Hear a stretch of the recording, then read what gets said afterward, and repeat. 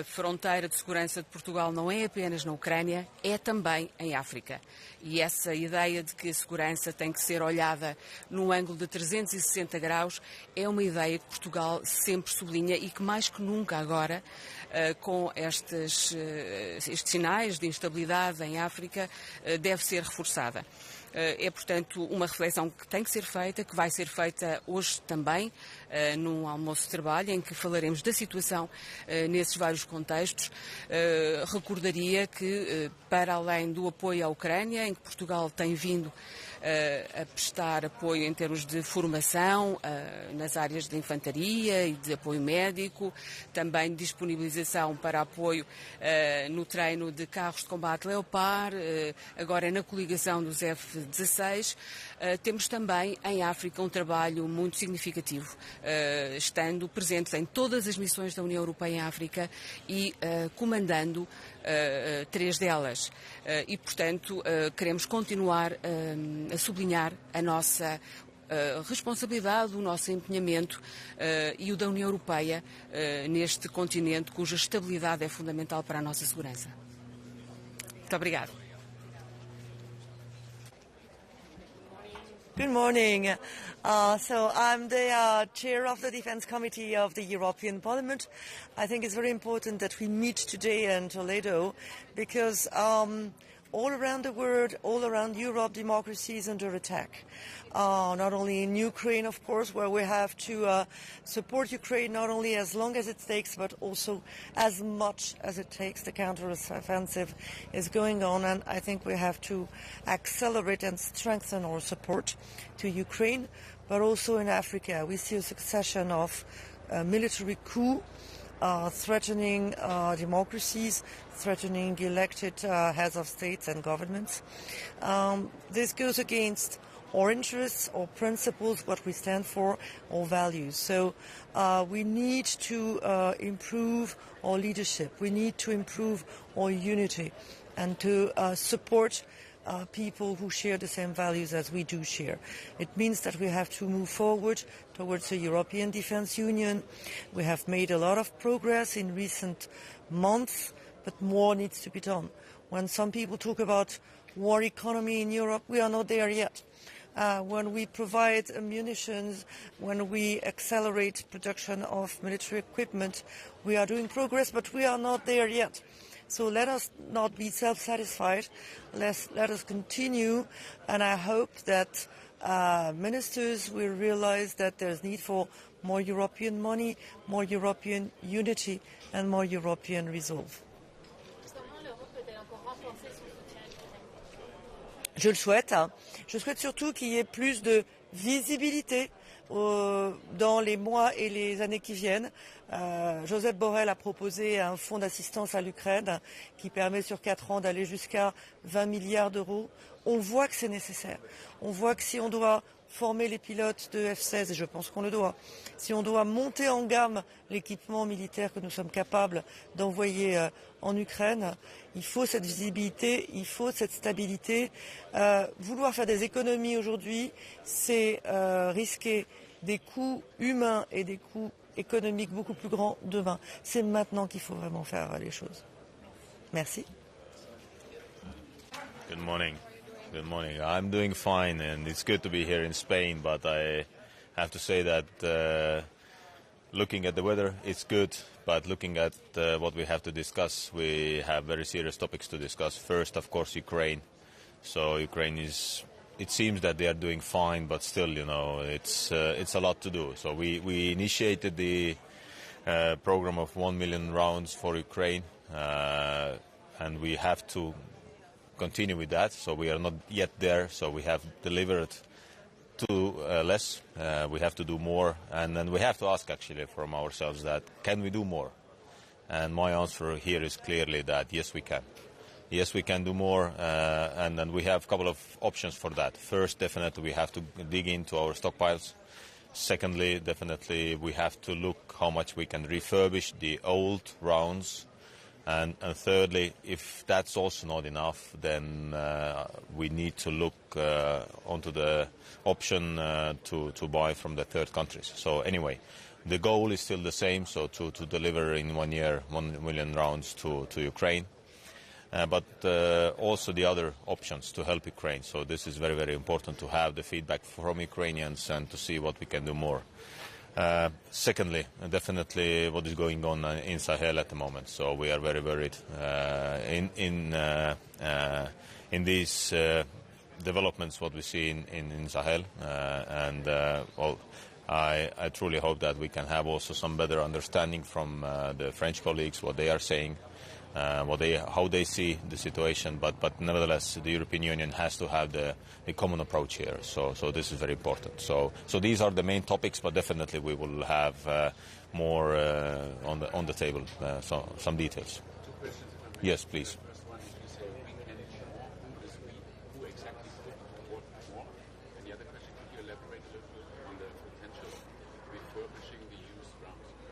Yes, well, we means European Union as an entity, because yes, Estonia can say that we have given all when we take our GNI, so we have given more even when we take our GNI share.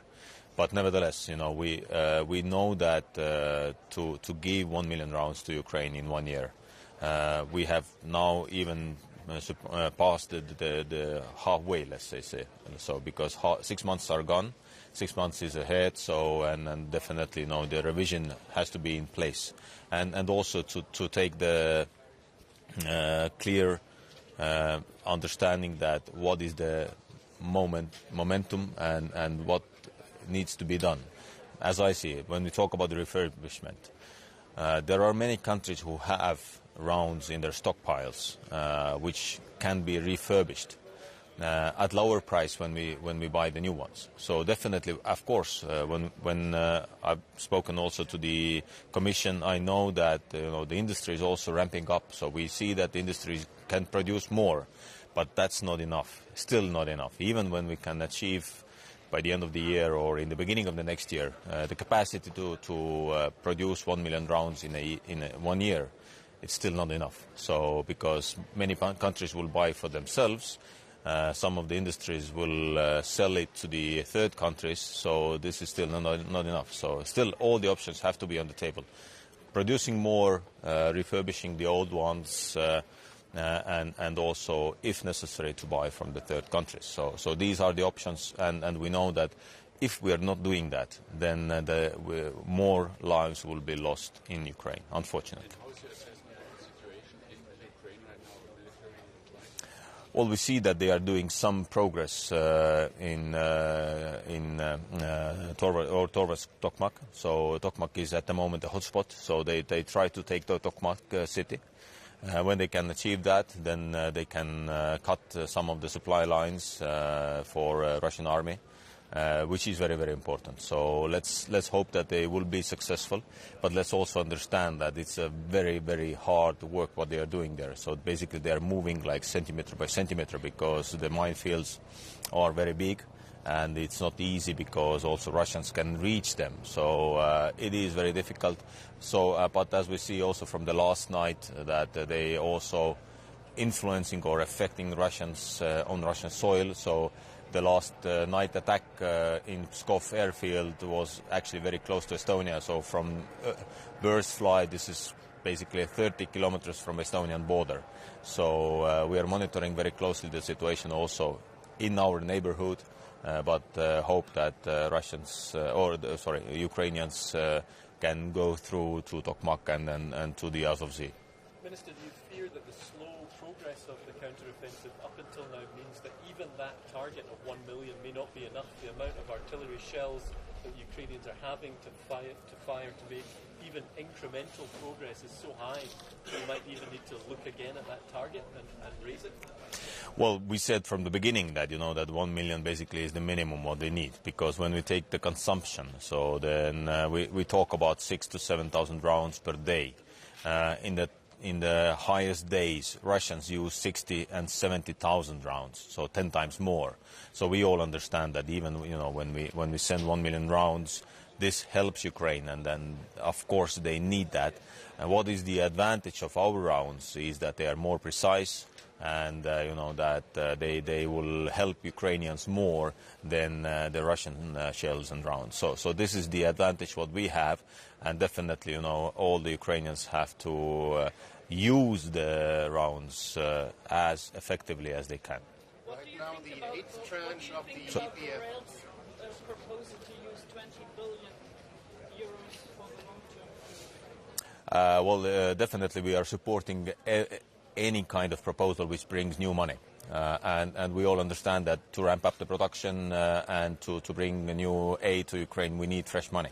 So we all understand that. So I would even look, for beyond that, that in one moment for the next 5 years budget, where probably we need to increase even this amount, because just imagine that when we take the European Union GDP in total, it's 16 trillions. So when we take the peace facility, which is 4.6 billion, this is 0.03%. 0.3%. So this is what we have given to Ukraine. And obviously, when we take all this money, then we can do more. And this is one of the goals. And definitely, this 20 billion helps to achieve that goal. Sorry, yes. Right now, Hungary has blocked the payout of the 8th tranche. Do you see any way to overcome this row between Hungary and Ukraine? Well, we have to push Hungary to explain even more, and also maybe bilaterally to talk with the Hungarians, because also Hungary has to understand that this war at the moment defines also the future of European security. So, and this is why it's for all of us, especially on the eastern flank of NATO and the European Union, so important to help Ukraine and so important to win this war. It is so crystal clear from your perspective, but what is the motivation of Hungary? How do you see it? The motivation of Hungary is the unity of European Union. To block it all the time. Oh, okay, sorry. So, to be honest, I don't know that. So, or I might have some understandings, but I don't want to make speculations. I want to talk about these things, what we can change, and definitely one thing what we can change is to influence and to explain to Hungary also that this is the moment of unity, what we need to keep in European Union, in NATO, in order to help Ukraine, because this defines the security architecture for the Europe. Minister, Prime Minister Orban is openly saying that the Ukraine cannot win the war, that it's almost lost. That's what he's saying in interviews. So it's not. And I'm saying that Ukraine can win, and I believe in that. So I believe in that, and I see that they can do, and no Ukrainian can say that they will not win this war. Every Ukrainian you ask, they will say that we will fight until we take back all our lands. But where's the European unity if you've got a head of government openly giving a different view? Well, we have had different opinions in European Union also earlier, so this is not the news. But nevertheless, at the end of the day, at the European level, we will find a consensus, and I also believe that here we will find a consensus finally. So thank you very much. Thank you. One question concerning numbers. Earlier you said we are 6 months through the one-year target of 1 million rounds. Do you have any recent figures? So how much was produced and delivered? Well, we will have the latest numbers, but as far I know that we have commitments for around 226,000, but less is delivered yet. So this is important that we also delivered what we have promised. So, but nevertheless, even when we have 1/4 commitments, then still a lot needs to be done yet. So thank you.